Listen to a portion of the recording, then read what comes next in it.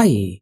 The only impossible journey is the one you never begins. Today is 7th of April 2022. Let us have a quick discussion of all these important topics. Rapid GK yesterday questions के answers हैं Nilgiri mountain railway enlisted है UNESCO heritage site this is in Tamil Nadu Mahakumbh of east बोलते हैं अंबुबाची मेला इन असम बुलंद दरवाजा है फतेहपुर सीकरी में first European to come to India था Portuguese guru who founded the Khalsa was Guru Gobind Singh ji. आज के सवाल हैं Kishan Ganga is a tributary of which river Damodar is a tributary of which river? River system. NCERT chapter number 3 drainage. Kopili is a tributary of which river? Sankosh river forms the boundary between which two states? Meethi river है मुंबई की. It originates from which lake? So these are 5 questions for today. आज की vocabulary है theocracy. Theocracy का मतलब होता है धर्म तंत्र. A system of government in which priests rule in the name of God or a god. So this is theocracy. Cede करना, cede मतलब होता है त्यागना, give up power or territory.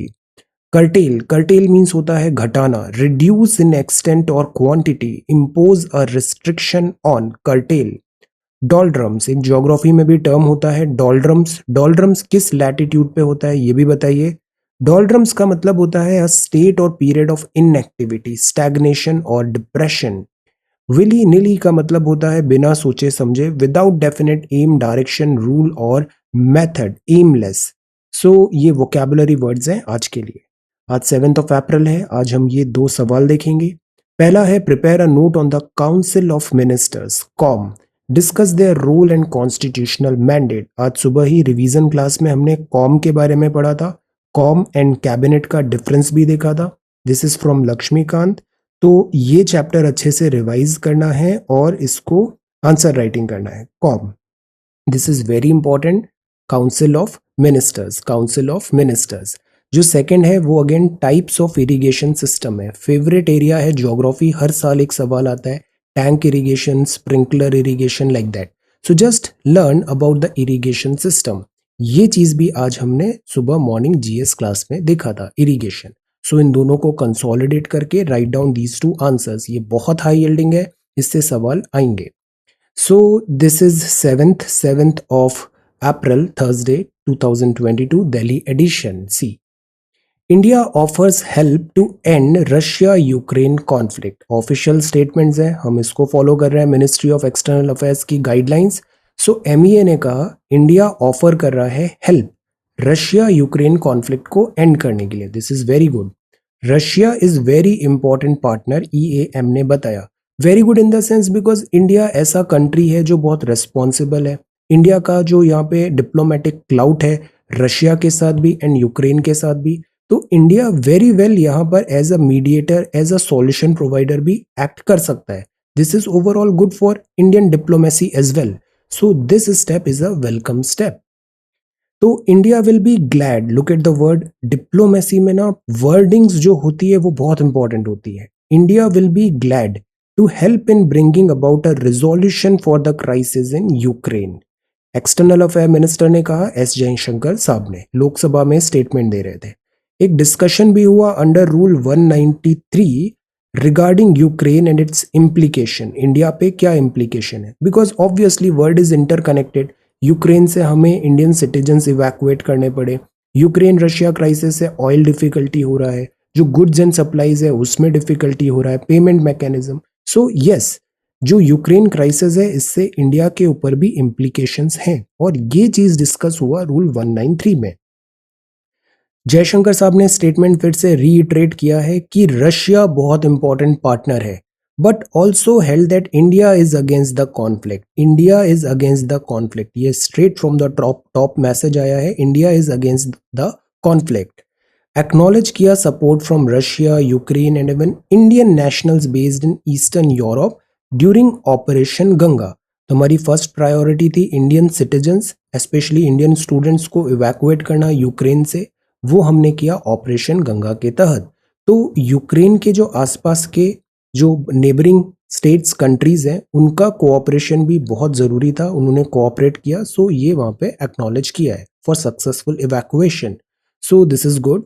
Russia is very important partner और India will be glad to help in bringing about a resolution crisis of Ukraine. Meanwhile जो दूसरे efforts हैं, stabilise करना है transaction between India and Russia, ये important है. Payment related जो difficulties है, अभी यूएस ने सैंक्शंस और स्ट्रिक्ट कर दिए हैं रशिया पे. सो इस पूरे बैकड्रॉप में ये चीज़ है यहाँ पे. Now this is the crisis in Sri Lanka. Gotabaya has no reason to resign. ये सॉल्यूशन यहाँ पे फाइंड आउट होता नज़र नहीं आ रहा है. श्रीलंका को भी डायर नीड है फॉरेन एक्सचेंज का, पैसे की बहुत ज़रूरत है श्रीलंका को. Fix date for election Pakistan president tells poll panel. तो पाकिस्तान में अभी नए इलेक्शंस होने वाले हैं. ये एक नया वेरिएंट था, XE variant, Covid variant XE. ऐसा ऐसा माना जा रहा था कि एक नया वेरिएंट का इंडिया में भी केस मिला है इस एक्सई वेरिएंट का, बट बाद में उसकी प्रेजेंस को डिनाई किया गया है. So this is there. So this is the front page of the Hindu. अब जो नेक्स्ट है वो एडिटोरियल है. यहाँ लिखा है सेफ्टी फर्स्ट. रेगुलर टॉक्स हैं, मुल्ला पेरियार डैम के बारे में है, डैम सेफ्टी अथॉरिटी के बारे में है. डैम सेफ्टी अथॉरिटी अभी वर्क इन प्रोग्रेस है. So that is why Mulla Periyar dam में जो अभी एग्जिस्टिंग सुपरवाइजरी कमिटी है वो कंटिन्यू करेगी कम से कम 1 साल तक, जब तक सेंट्रल वाटर कमीशन और इससे रिलेटेड डैम सेफ्टी अथॉरिटी से जो रिलेटेड चीजें हैं वो कॉन्क्रेटाइज्ड हो जाए. बाकी सीडब्ल्यूसी का व्यू क्लियर है. नेशनल डैम सेफ्टी अथॉरिटी होगी, ये रेगुलेटरी बॉडी होगी.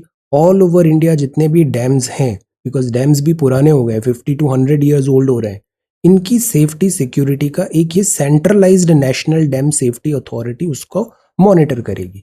तो जब तक ये नहीं आ रही है तब तक मुल्ला पेरियार में जो दूसरा सुपरवाइजरी कमिटी है वो कंटिन्यू करेगी. मुल्ला पेरियार डैम हमने कई बार देखा है, 126 ईयर ओल्ड है. कंट्रोवर्सी है यहाँ पे, ये लाइम एंड मोर्टार स्ट्रक्चर है. अब ऑब्वियसली 126 साल पुराना है, ये तब की टेक्नोलॉजी से बना होगा, तो इतना एडवांस्ड भी नहीं है. यहाँ प्रॉब्लम है कि डैम का एज होता है, इसमें सिल्टेशन होने लग जाता है. तो दोनों स्टेट्स के एप्रीहेंशन है. तमिलनाडु को पानी चाहिए एंड केरला को फियर है अपने सर्वाइवल का. अगर डैम क्लैश होता है, कोलैप्स होता है, तो केरला के लिए कैटास्ट्रॉफिक होगा. सो इसलिए यहाँ पे टेंशन होते हैं. दोनों जो स्टेट्स हैं वो एग्जिस्टिंग अरेंजमेंट में अभी टाइम फॉर टाइमिंग कंटिन्यू करेंगे. अप्रोच जो डैम के एडमिनिस्ट्रेशन की है उनमें कॉन्फ्लिक्ट होता है, बिकॉज डैम जो है वो केरला में है, ऑपरेशन होता है बाय तमिलनाडु. तो मल्टीपल पर्पजेज में दोनों का कॉन्फ्लिक्ट भी हुआ है. एक कॉन्फ्लिक्ट तो होता है हाइट बढ़ाना. केरला बोलता है हाइट मत बढ़ाओ वरना डैम की सेफ्टी कॉम्प्रोमाइज होगी.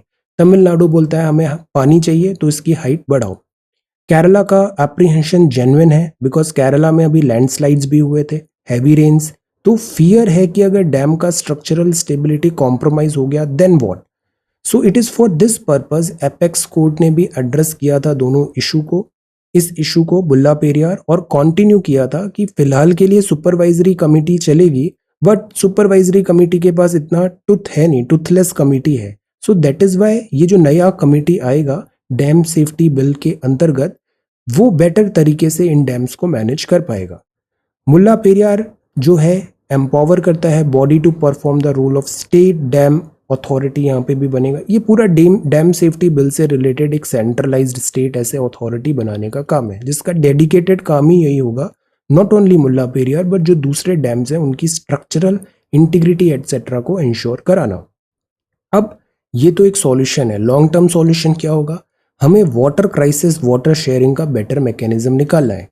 वेल डिजाइन स्कीम जो भी है, जब तक उसका इम्प्लीमेंटेशन नहीं होगा और पब्लिक कॉन्फिडेंस नहीं होगा, तब तक उसका वाइड एक्सेप्टेंस और उतना ग्राउंड रियलिटी पे रिजल्ट्स नहीं मिलेंगे. ये जो इशू है केरला का, इधर ये भी डिमांड चल रहा है कि they need a new dam. Why not make a new dam, because this is an old dam जो एग्जिस्टिंग डैम है. इस पूरे बैकड्रॉप में इसको थॉटफुली कंसिडर करना ज़रूरी है. एट द सेम टाइम ये जो टॉपिक्स होते हैं इसमें पैनिक और जो स्कैर मॉन्गर्स होते हैं इनको एलिमिनेट करना, साइडलाइन करना भी ज़रूरी है. The child at the centre, ये सेकेंड एडिटोरियल है. Mission Vatsalya, this is important, इससे सवाल आ सकता है. Mission Vatsalya must bring together services and structures to help children in distress. कोविड-19 हुआ, हमने देखा चाइल्ड रिलेटेड ऑर्फन्स भी बढ़े हैं और इससे रिलेटेड बहुत सारी डिफिकल्टीज हमने देखने को मिली है। तो इस पूरे child women and child welfare में काफी इनिशिएटिव्स हुए हैं इन पास्ट 1 और 2 ईयर्स। स्कीम्स जो होती है वो सोशल गुड के लिए होती है, do well on intent, but उनका जो सक्सेस होता है ना वो डिपेंड करता है कि वो सस्टेनेबल है, स्ट्रक्चर कैसा है, अकाउंटेबिलिटी कैसी है। पढ़ाई में भी ऐसा होता है, बड़ी बड़ी बातें करने से कुछ नहीं होता है, उस चीज का आप इम्प्लीमेंट कितना कर पा रहे हो, आप उसको इम्प्लीमेंट कितना कर पा रहे हो, वो चीज डिपेंड करता है। मैं अभी इतने स्टूडेंट से बात कर रहा हूँ, आप बहुत सारी किताबें पढ़ रहे हो, पॉलिटी की 8-10 किताबें पढ़ लिया, बट यही अगर आपने लक्ष्मीकांत एटलीस्ट 5 to 10 टाइम्स पढ़ लिया है, एक ही किताब को अच्छे से पढ़ा है, तो आप ज्यादा बेनिफिट में रहोगे। इसलिए हमेशा ये बोला जाता है सेलेक्टिव चीजें करो, उसी को मल्टीपल टाइम्स रिवाइज करो, लिख के रिवाइज करो, ज्यादा फैंसी वीडियोस एटसेट्रा में मत पढ़ो। और जो फैंसी टॉक्स होती है ना, टॉक्स पे नहीं जाना है, हमें एक्शन पे जाना है। एक्शन, पढ़ाई करनी पड़ती है actually, so do that thing. So this is that.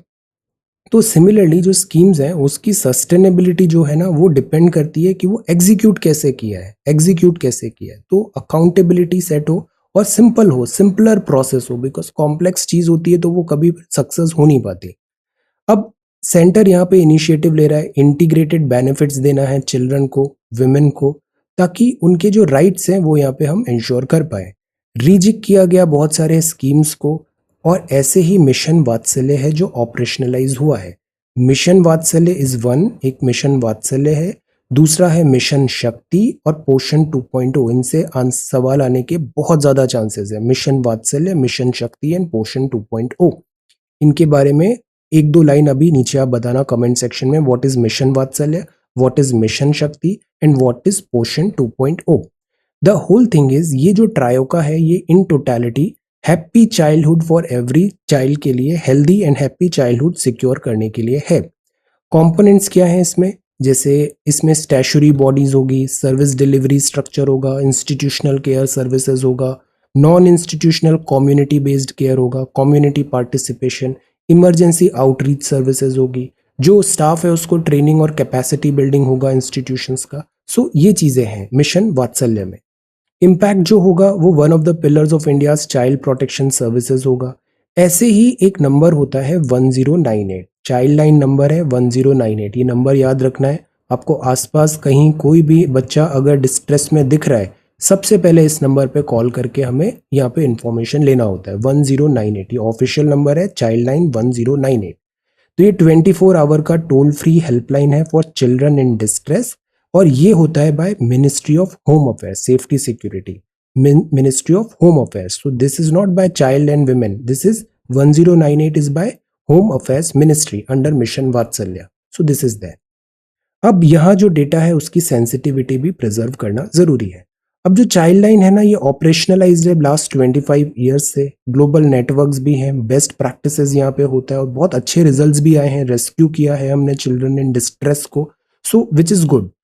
अब गवर्नमेंट के साथ साथ सिविल सोसाइटी ऑर्गेनाइजेशन भी होना चाहिए। फर्स्ट जो रेस्पॉन्डर सेफ्टी नेट होना चाहिए, जो सबसे पहले जाके उस चीज को बता रहा है, या फिर जो इरेगुलरिटी है या फिर चाइल्ड अंडर डिस्ट्रेस है उसको फाइंड आउट कर रहा है। इन सब चीजों में प्रॉपर रोड मैप होना जरूरी है। तो दिस इज द। अब एक और चीज आती है यहाँ पे, पुलिस पर्सनल जो हैं क्या वो फर्स्ट होने चाहिए कॉल अटेंड करने में, बिकॉज एक बार ऐसा भी हुआ है कि एक केरला में एक्सपेरिमेंट हुआ, हेल्पलाइन नंबर पुलिस स्टेशन ने बताया, तो बहुत ज्यादा वहां पे क्या होता है प्रॉक्सी कॉल्स भी आ रहे हैं और लाइक, तो उससे एफिशिएंसी पुलिस फोर्स की कम हो गई। The idea is police force को हम फर्स्ट फ्रंट एंड पे नहीं रखें तो भी चलेगा, हम एक सिविल सोसाइटी या गवर्नमेंट स्टाफ्स जो हैं दूसरे डिपार्टमेंट के, इनको हम सिविल सोसाइटी या इनके थ्रू एक पहले ये मॉनिटर करें, और ऐसा नहीं कि हर दफे पुलिस को डायरेक्ट वहां पे इन्वॉल्व किया जाए अगर चाइल्ड अंडर डिस्ट्रेस है।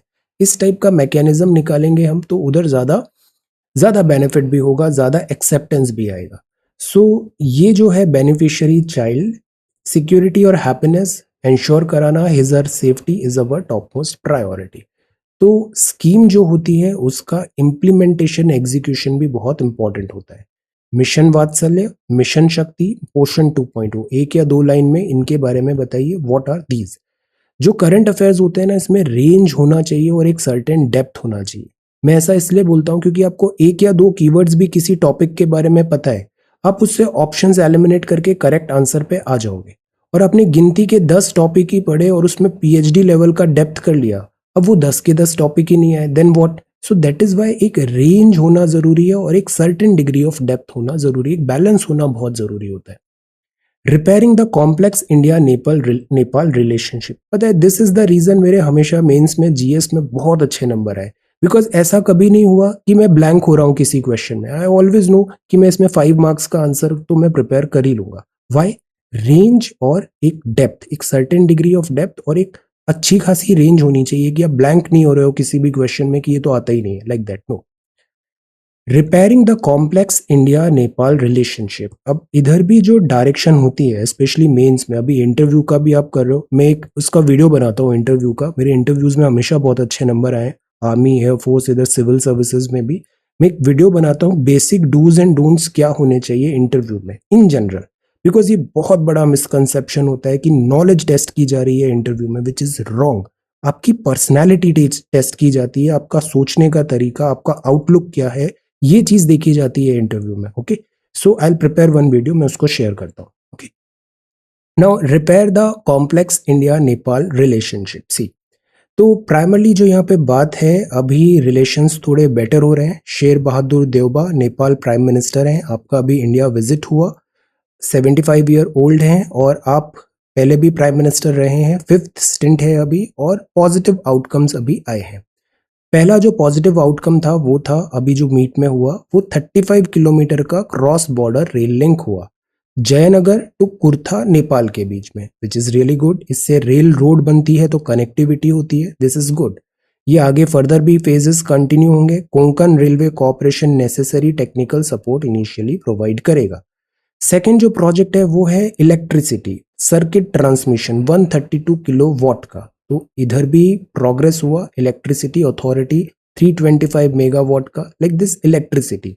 तो फर्स्ट पिलर हुआ कनेक्टिविटी, सेकंड पिलर हुआ इलेक्ट्रिसिटी। इलेक्ट्रिसिटी में भी हमारा इंटरनेशनल सोलर अलायंस में नेपाल का इंडक्शन हुआ। इंडियन ऑयल जो है कॉरपोरेशन और नेपाल ऑयल कॉरपोरेशन के बीच में सप्लाईज होगा पेट्रोलियम प्रोडक्ट का, तो this is energy security, energy security. और यहाँ जो हाइडल पावर स्टेशन है नेपाल, फास्ट फ्लोइंग रिवर्स जो इंडिया में आ रही है from Nepal, these are important, hydel, hydro.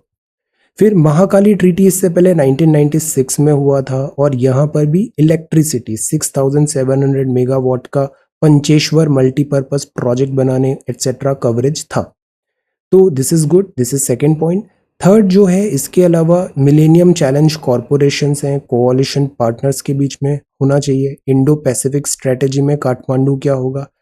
Nepal के साथ सबसे बड़ी प्रॉब्लम ये है कि पहले नेपाल में थी मोनार्की, मोनार्की जब से अबॉलिश हुई उसके बाद से चाइना का यहाँ पे प्रेजेंस बढ़ने लग गया, बिकॉज मोनार्की जब से अबॉलिश हुआ यहाँ पे डेमोक्रेसी की बात आई, डेमोक्रेसी की बात आई तो कॉन्स्टिट्यूशन मेकिंग की बात आई।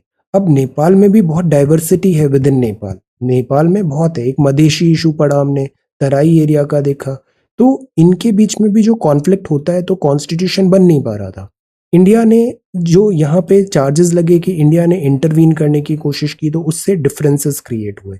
एक बार ब्लॉकेट भी करना पड़ा हमें यहाँ पे सप्लाईज का, इससे एप्रीहेंशंस हुए। प्लस नेपाल के साथ जो ट्रेडिशनली ऐसा रहा है कि इंडिया और नेपाल के रिलेशंस बहुत मैट्रिमोनियल अलायंसेस रहे हैं यहाँ पे, और ओल्डेस्ट बॉन्ड्स है 1950 treat of peace and friendship. Problem क्या है, नेपाल को ऐसा लगता है कि हम बराबरी पे ट्रीटमेंट नहीं दे रहे हैं उसे, और इससे जो नेपाली नेशनलिज्म है, नेपाल में भी जिंगोइज्म होता है, इन सब चीज़ों के कारण फ्रिक्शन बढ़ता है। तो ये जैसे 1950 का treaty of peace and friendship, तो इंडिया के नेबर्स के साथ सबसे बड़ी प्रॉब्लम यही होती है, वो इनसिक्योरिटी फील करते हैं। जैसे श्रीलंका इनसिक्योरिटी फील किया तो उसने सोचा, श्रीलंका ने सोचा इंडिया को काउंटर करने के लिए हम चाइना की प्रेजेंस यहाँ पे बढ़ाते हैं, बट वो चीज़ बैकफायर हो गया। Same happens with Nepal, Nepal को लगता है इंडिया को balance, because Nepal is a buffer state, तो इंडिया को बैलेंस करने के लिए वो चाइना से भी अपने स्ट्रॉन्ग होल्ड्स बनाने की कोशिश करता है, और चाइना तो है ही चेकबुक डिप्लोमेसी। तो इस चीज से क्या होता है, इंडिया नेपाल के बायलैटरल टाइज भी इंपैक्ट होते हैं, this is the problem. Plus आज की डेट में नेपालीज देखें तो ये ऑल ओवर द वर्ल्ड अब स्प्रेड हो गए। तो जो वो पहले वाला जो माइंडसेट था वो अब ये यहाँ का जो यूथ है वो उसको एक्सेप्ट नहीं करता है। They want more in terms of equality, बराबरी के लेवल पे वो यहाँ पे रिलेशनशिप आगे कंटिन्यू करना चाहते हैं। तो ये जो सेंसिटिविटीज है इंडिया को इसका भी एड्रेस करना चाहिए, कंसर्न्स जो है उसको एड्रेस करना चाहिए। This is very important point. तो द पॉइंट इज कि चेंजिंग सर्कमस्टेंसेज में जैसे इंडिया ने भी क्लैरिफाई किया है कि we are not like big brother और elder brother, we are just friends, good friends. This is a friendship is a very good relation, friend equality पे है। This is what India always try to message. जैसे नेपाल में earthquake आया था, India ने without any hesitation quick यहाँ पे deployment किया। अब वो तो स्टुपिडिटी ऑफ मीडिया होता है कि वो अननेसेसरी चीजों को ट्विस्ट कर देते हैं, बट इंटेंशंस वर गुड और इससे नेपालीज को बहुत फायदा भी हुआ था। तो सच टाइप ऑफ लाइक जो पॉजिटिव्स हैं उधर फोकस करना जरूरी है, बिकॉज ये जो लॉन्ग रिलेशनशिप रहा है इंडिया नेपाल का, इसको just like that downhill send करना भी करेक्ट नहीं होगा। और नेपाल को जरूरत है इंडिया की। सिमिलरली इंडिया के लिए भी नेपाल स्ट्रैटेजिकली बहुत इंपॉर्टेंट है। Same is with Sri Lanka, Sri Lanka India के लिए बहुत इंपॉर्टेंट है और श्रीलंका के लिए भी इंडिया बहुत इंपॉर्टेंट है। अर्जुना राणातुंगा का भी एक इंटरव्यू में देख रहा था, this cricketer former captain 1996 world cup. तो इट टेल्स कि किस तरीके से जो हिस्टोरिकल टाइज है उसको ट्विस्ट करने की कोशिश की जाती है, नैरेटिव होता है एट टाइम्स बाय से फॉरेन पावर्स, और उससे जो नेबर्स हैं उनके बीच में डिफरेंस क्रिएट हो जाता है, विच इज नॉट राइट। तो नेपाली जो नेशनल्स हैं, रुपी का भी एक यहाँ पे इशू होता है, डिमोनेटाइजेशन में भी इशू हुआ। सबसे बड़ा जैसे ये मुद्दा था अननेसेसरी जो हुआ वो हुआ काला पानी बाउंड्री। चुनाव जीतने के लिए यहाँ पर भी इन्होंने अननेसेसरी नया मैप प्रोड्यूस किया नेपाल ने। इनके जो मिनिस्टर्स एटसेट्रा जो क्लेम्स है वो इमेच्योर थे एट टाइम्स। तो ये जो मुद्दे हैं फिशर्स हैं, सेंसिटिविटीज है, और इसके कारण डिफिकल्टीज और क्रिएट हुई। इन चीज़ों को कूल माइंड से टैक्टफुली डिप्लोमेटिकली सॉल्व करना ज़्यादा इंपॉर्टेंट है, बिकॉज इंडिया नेपाल दोनों बहुत इंपॉर्टेंट यहाँ पे नेबर्स हैं।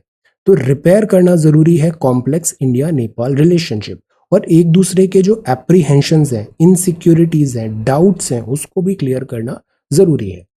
यह प्राइमरली अ कैंडिड कॉन्वर्जेशन है about the caged parrot. Caged parrot बोलते हैं central bureau of investigation, CBI. अक्सर इस पे चार्जेस लगते हैं कि गवर्नमेंट इन पावर के अकॉर्डिंग सीबीआई वर्क करती है, so this is CBI. Sending a strategic message India Australia, इसका बहुत इंपॉर्टेंट है। जो अभी टाइज हुए इकोनॉमी रिलेटेड, जो ईसीटीए साइन हुआ है India Australia, so this is a historical deal, Australia को भी बहुत बेनिफिट होगा। देन टेक्स्ट एंड कॉन्टेक्स्ट है public grievance, then this is civilian police criminality. This is very very painful. Data आया कि 161 एक्सीडेंट्स हुए हैं hazardous cleaning of sewer and septic tank in last 3 year. This is not at all right. ये बहुत sincere serious case है, इसको address करना जरूरी है। HDFC बैंक और HDFC लिमिटेड दोनों का मर्जर हो गया। पहले जो HDFC लिमिटेड था ये से जो रियल एस्टेट था इससे रिलेटेड था, और ये बैंक था, बैंक बहुत बड़ा हो गया। तो अब HDFC लिमिटेड और बैंक दोनों का मर्जर हो गया। अब मर्जर हो गया तो देखो बैंक के पास इतने सारे कस्टमर्स हैं, डेटा है, फाइनेंशियल डेटा है, होम लोन्स एटसेट्रा की रिक्वायरमेंट होगी। HDFC का यहाँ पे एक्सपर्टीज है, विन विन, दोनों को यहाँ पे फायदा होगा मेगा डील से, अमेलगमेशन। और this is just a beginning. अभी आने वाले टाइम पे आप देखना और बहुत बिग बिग मर्जर्स होने वाले हैं, ह्यूज मर्जर्स होने वाले। तो मॉर्गेज लेंडर HDFC है और प्राइवेट सेक्टर बैंक HDFC है, दोनों का मर्जर हो गया। HDFC बैंक अब 100% ओन करेगा पब्लिक शेयर होल्डर सब HDFC लिमिटेड का। पोस्ट मर्जर से क्या होगा, HDFC बैंक के जो करंट एंड सेविंग अकाउंट है, क्योंकि हमने पैसा जमा करा रखा है प्राइवेट लोगों ने HDFC बैंक में, वो चीज अब HDFC लिमिटेड को भी एक्सेस हो जाएगा। तो लोअर कॉस्ट फंड होगा, इससे HDFC लिमिटेड और बेटर वे में इस सेक्टर में रियल एस्टेट एटसेट्रा में ग्रोथ करा सकता है। नॉन बैंकिंग जो फाइनेंशियल कंपनी है और इनका रेगुलेटरी फ्रेमवर्क है हार्मोनाइज होगा। बट अगेन इधर कुछ रेड फ्लैग्स भी है, let us wait for a couple of days more. यहाँ एक बहुत अच्छा आर्टिकल आने वाला है कि ये जो RBI है ये किस बात पे अलार्म्ड है, ये जो मर्जर हुआ है इस चीज में। तो just wait for a couple of days. यहाँ जैसे ये था ना बेसल 3 फॉलो होंगे या नहीं होंगे। RBI is unlikely to be unhappy to see this merger going through because it wants NBFCs to be tightly regulated. For now this is looking good, but just wait, RBI का यहाँ पे एक stand आने वाला है अभी। So the idea for now is ये दोनों चीजों का अभी मर्जर हो गया है। ये एचडीएफसी के चेयरमैन है मिस्टर दीपक पारेख। अब यहाँ पे भी 70 रिटायरमेंट एज होता है, इज अप्रोचिंग दैट एज। तो इस डिफिकल्ट अब आगे टाइम पे मर्जर कैसे कंटिन्यू होगा नेक्स्ट ईयर से, ये भी एक चीज देखने वाली है। देन आंध्रा का रीऑर्गेनाइजेशन की यहाँ पे बात है।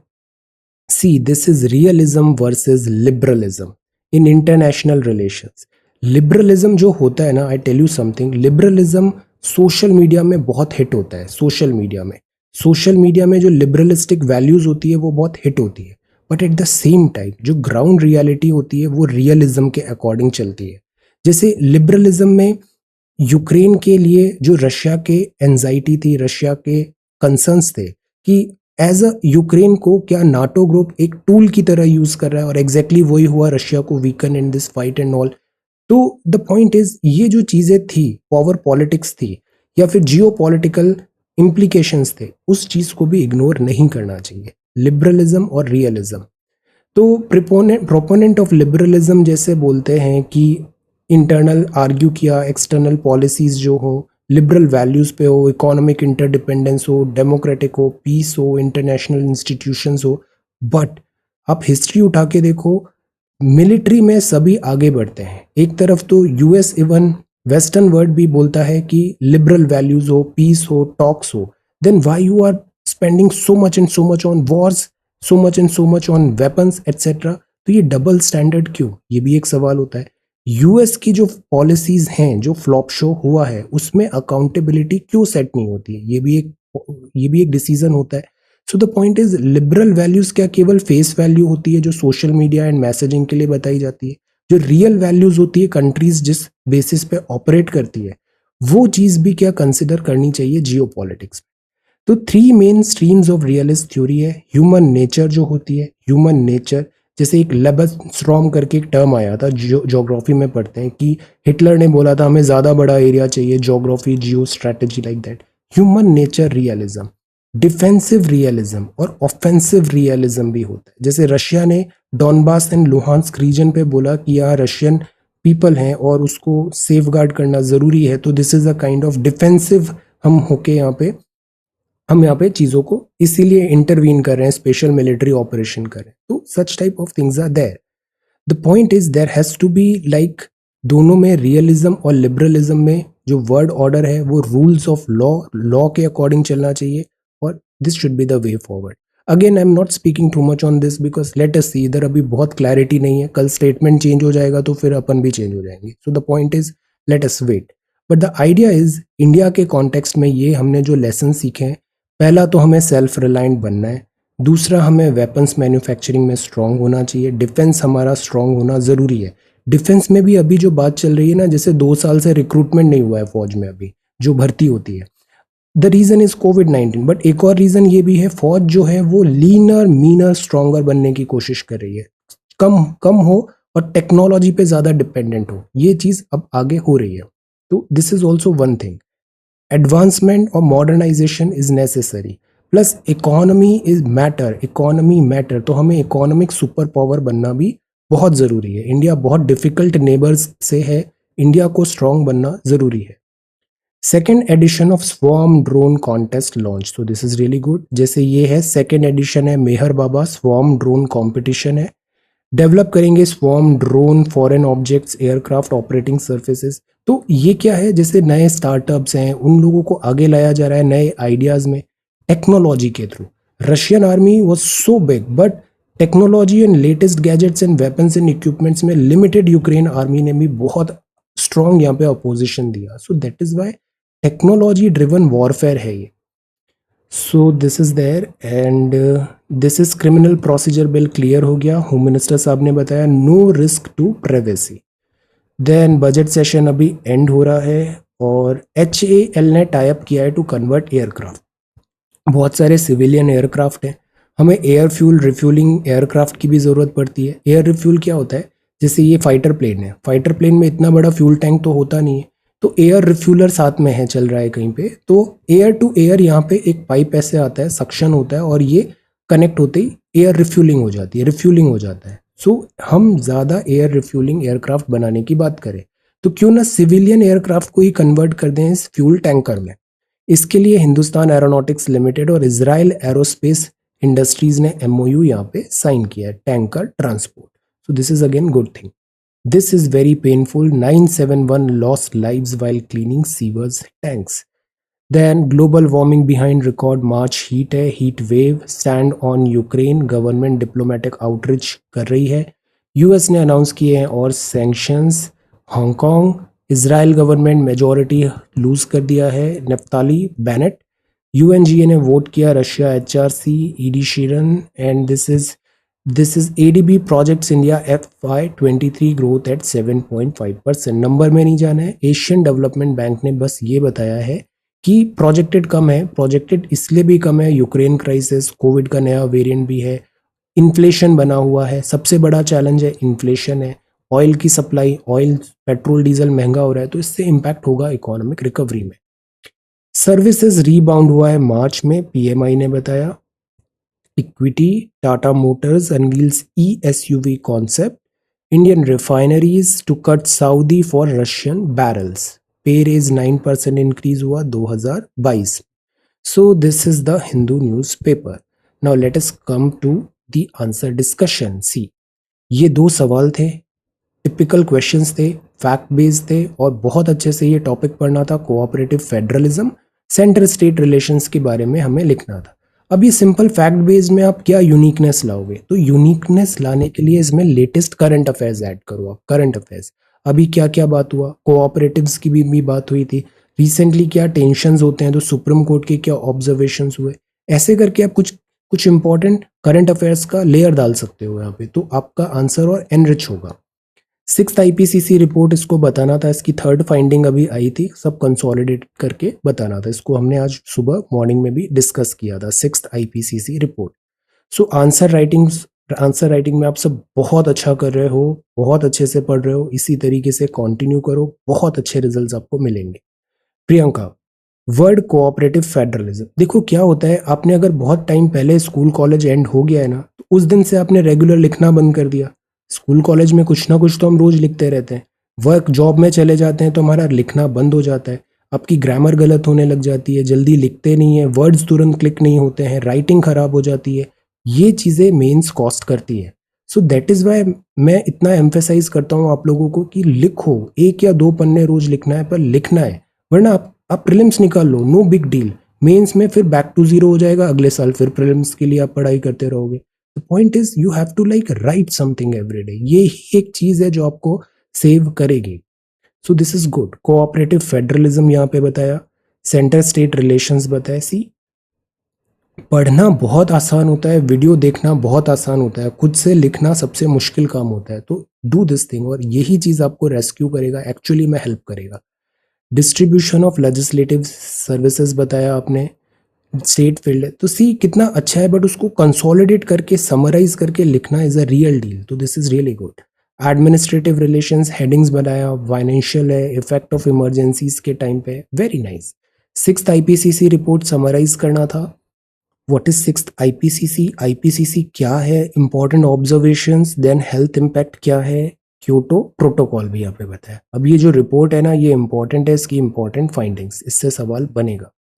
कामाक्षी ने आंसर राइटिंग रिज्यूम किया है. सी, सच अ नाइस आंसर. कितना नीट एंड क्लीन है ये, very good.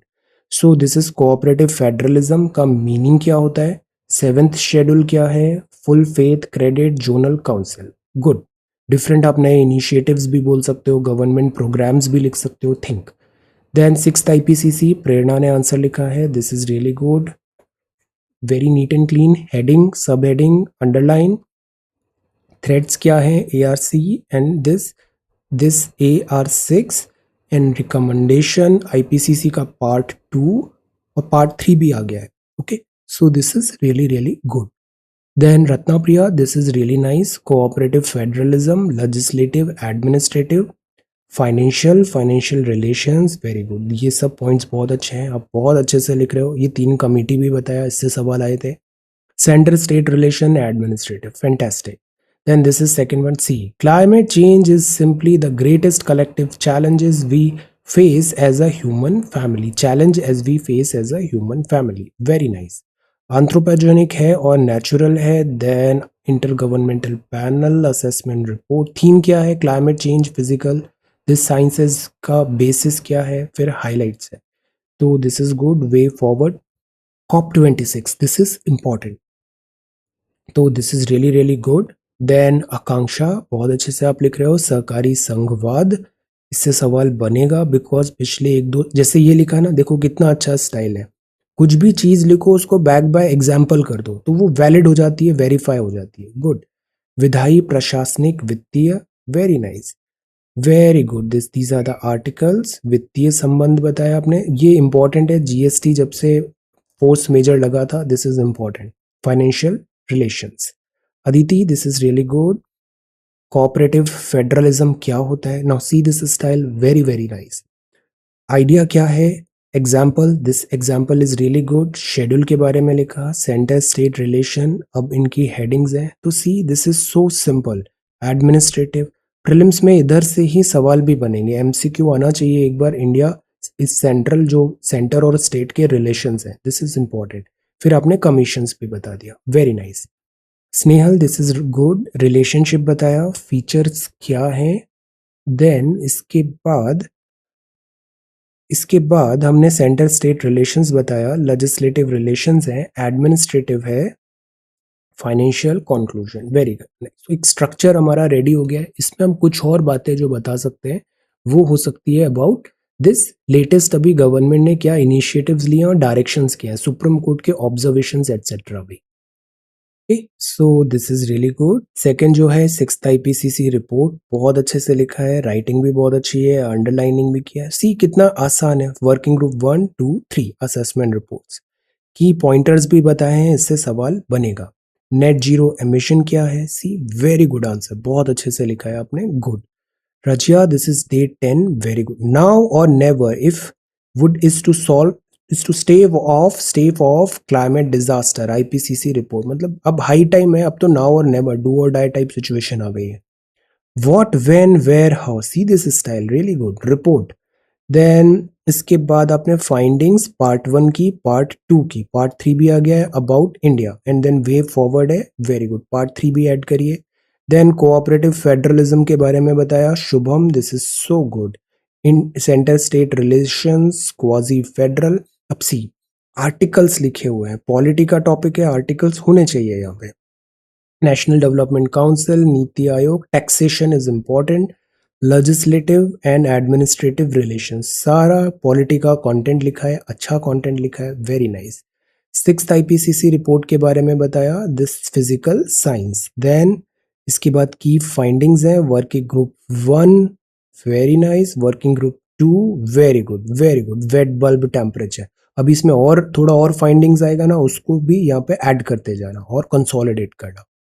Meenu, this is good, day number 44, first group की रिपोर्ट है, वर्किंग ग्रुप 1, सारे पॉइंटर्स बताए, मिटिगेशन है, very nice. Sixth sixth IPCC report है, this is also good. What steps can be taken, good, ये important है, इससे सवाल आएगा। Then Shikha, sixth IPCC part 1 and key point, CO2 concentration, very good, content अच्छा होता है, आप सीधा टू द पॉइंट लिख रहे हो, वर्बोसिटी भी कम है, वेरी गुड। सी टेम्परेचर, हमें अपना डायग्राम और जो वो है ना फ्लो चार्ट, इसमें भी बहुत अच्छे से अच्छा करना है, इसको स्ट्रेंथ बनाना है। पार्ट 2 बताया, highlights of report, C this is so good, जैसे ये बताया आपने, गुड। इससे क्या होता है, बहुत कम समय में हम ज्यादा चीजें बता पाते हैं, टाइम का क्योंकि हमेशा कंस्ट्रेन होता है। Shubhangi, this is really good, IPCC के बारे में बताया, sixth assessment report, salient findings हैं, वेरी गुड। एरोजोल्स, आप बहुत अच्छे से फ्रेम कर रहे हो answers, good. Assessment for South Asian regions, mountain regions, good, very nice. Impact के बारे में बताया, पोलर रीजन है, आर्कटिक रीजन है, for Antarctic region, urban areas and coastal cities हैं, फ्यूचर अर्बन ज्योमेट्री, इंडिया का stand, very nice. Then this is Razia, centre state relation, ये बहुत इंपॉर्टेंट है, इससे सवाल आएगा, polity important. Then legislative relations बताए, डिस्ट्रीब्यूशन बताया, ओके। देन एडमिनिस्ट्रेटिव रिलेशंस है, very nice. Financial relations, good. Saroj this is good, see this is so innovative, good. National development, collective cooperative federalism, SDGs, ये सारे points बहुत अच्छे। Actually सब different नहीं है, स्टेट और सेंटर जो है दोनों एक दूसरे पे डिपेंडेंट होते हैं, कोऑपरेशन जरूरी है। चैलेंजेस बताए सी आपका, this flow chart and all, this is really really good. इससे रिवीजन भी आपका बहुत अच्छे से हो जाएगा। Riya this is so good, cooperative federalism, seventh all India zonal NITI, to the point सारी बातें बताया। 492 हर्डल्स क्या है और स्ट्रेंथ कैसे करना है, एम्पावर। हम पता है मेंस में एग्जैक्टली इसी लेवल का आंसर लिख पाते हैं अगर हम सारा पेपर अटेम्प्ट कर रहे हैं तो this is good, this is really good. Then second sixth IPCC report के बारे में बताया, ऑब्जेक्टिव स्ट्रक्चर आईपीसीसी और इसकी की फाइंडिंग्स। सारे जो ग्रुप है ना 1 2 3 सारी फाइंडिंग्स हमें यहाँ याद रखनी है। Muzammil this is really nice, central government और स्टेट गवर्नमेंट और कॉन्करेंट लिस्ट, एडमिनिस्ट्रेटिव भी है, very nice. This is this IPCC, Saroj this is good. Feature, ये बड़ा इंपॉर्टेंट टॉपिक है और ये रिपोर्ट बहुत अच्छे से करना है, ये अभी 6 साल में आती है, अभी आई है, ये बड़ी इंपॉर्टेंट रिपोर्ट है, assessment report. Meenu this is again good. Cooperative federalism क्या होता है, लेजिस्लेटिव, टेरिटोरियल, तीनों लिस्ट बताई, इससे 100% एक सवाल अभी आने वाला है। Centre state relations, very nice. Extra constitutional body, financial relations specifically इससे सवाल बनेगा। Daman this is sixth IPCC report, this is so good. 1.5 degree, बस ऐसे इंपॉर्टेंट पॉइंटर्स हमें पता होने चाहिए, that's all. Then India specific study के बारे में बताया, अर्बन इंडिया बताया, गुड। वेट बल्ब, तो ये जो तीनों अभी ग्रुप्स की फाइंडिंग है ये हमें याद रखना है। आकांक्षा दिस इज गुड, आईपीसीसी, जो हमने अब इसको बना लिया ना, इसको हम एक बार और विजिट करेंगे, आप एक ही कॉपी में रखना और इसमें नई नई जो पॉइंट्स आ रहे हैं ना उसको ऐड करते जाना। Mamta this is really good, cooperative federalism का मीनिंग बताया, फेडरलिज्म क्या होता है, आपका थॉट प्रोसेस बहुत स्ट्रक्चर्ड और मैच्योर्ड है, दिस इज रियली गुड, ये आपको बहुत हेल्प करेगा। कोऑपरेटिव क्या है, सिस्टमैटिक सोचते हो आप, this is good. Legislative, administrative, then GST council, उससे रिलेटेड पॉइंट्स हैं। देन सबका साथ सबका विकास, way forward, conclusion, excellent. Kush Kush बहुत अच्छे आंसर्स लिख रहा है। सिक्स्थ आईपीसीसी रिपोर्ट है, रिपोर्ट ने क्या इवैल्यूएट किया, अगेन आपका भी जो स्ट्रक्चरिंग है बहुत अच्छा है। Weather and climate, this is carbon. तो यही चीज डिमांड होता है कि हम जो भी लिखें सोचें बहुत ऑर्गेनाइज्ड हो। Dhanakshi this is again very innovative, IPCC क्या होता है। Then see the diagrams are really good, coastal marine ecosystem, key features क्या हैं, थ्रेड्स क्या हैं, very nice, really good work. Policy, prescription and all, excellent. Cooperative federalism के बारे में बताया है, and this is territorial extent, very nice. State legislature, administrative, financial relations, centre state GST council, okay. So this is good. Sheetal, this is again sixth IPCC report. What is IPCC? बहुत अच्छे से लिखा है आपने, first second third report, fourth fifth sixth working group का, इनके different अभी क्या है, तीनों पार्ट्स, सब content, red, net zero, current situation, very nice. Data point भी है, see this is really good. Emission, CO2 content बहुत अच्छा है। Pushpendra this is also very good, IPCC आकलन का रिपोर्ट। आप हिंदी में बहुत अच्छे से लिख रहे हो, हिंदी ना स्ट्रेंथ है, अच्छे से आप हिंदी में लिखो, शब्दों का सही चुनाव होना चाहिए, व्याकरण शुद्ध होनी चाहिए, लिखावट अच्छी साफ सुथरी होनी चाहिए, आप बहुत अच्छा करोगे। रिपोर्ट के प्रमुख बिंदु क्या हैं, वेरी नाइस। और जैसे हम बोलते हैं ना, जितना लिखते हैं, जितना हम प्रयास करते हैं, उतने ही हमारी जो है ना शुद्ध होती जाती है भाषा, और हमारी लिखावट भी साफ होने लग जाती है, जल्दी लिखते हैं, कंटेंट अच्छा आता है। It's all about practice.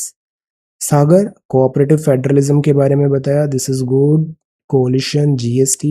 Laxmikant, very important book, उसमें बहुत अच्छे से ये चैप्टर दिया हुआ है, वे फॉरवर्ड, और इसमें लेटेस्ट फाइंडिंग्स बताओ अभी की क्या है, okay. Then this is Sapna, really good, day number 5, great. This discoveries are improvement invariably, cooperation of many minds, collective, 1 और 1 11, दिस इज रियली नाइस। आपका थॉट प्रोसेस बहुत मैच्योर है, this is really good. Centre state relations, writing भी बहुत अच्छी है, centre, very nice. तो ये सारे सबमिशंस हैं, बहुत अच्छे से आपने लिखा, इसी तरीके से कंटिन्यू करना है। So thank you so much for watching this video, take care, study well and be safe.